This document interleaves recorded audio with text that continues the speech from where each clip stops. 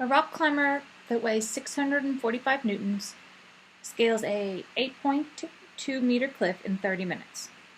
How much work does the climber do? And what is the change in the climber's energy? Hopefully you remember that when an object is being lifted, the force done is equal to the object's weight. So in this case, the force used to lift the climber is equal to the climber's weight.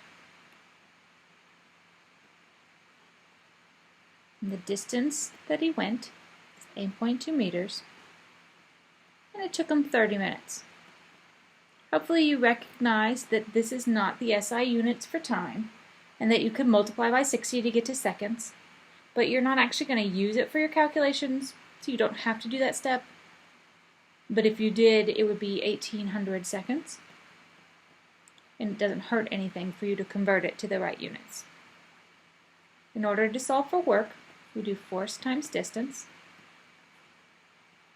and in this case that is 645 newtons times 8.2 meters, and we get that the climber does 5,300 joules of work.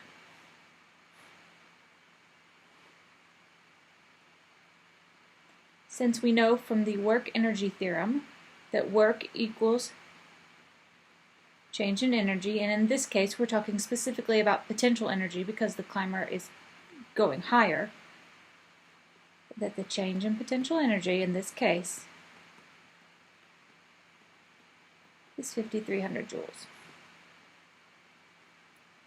We aren't asked to find it, but we could find now his change in potential energy. If we were to assume that at the bottom of the cliff he had a PE of 0, there's another way you can solve this problem, and he climbs up this high, then his change in potential energy is going to be equal to mgh. So his change in PE be equal to m, which we don't have. We have force, which is mass times g, right? So we could just plug this in.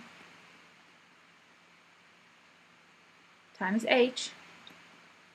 And you can see we're doing the exact same math.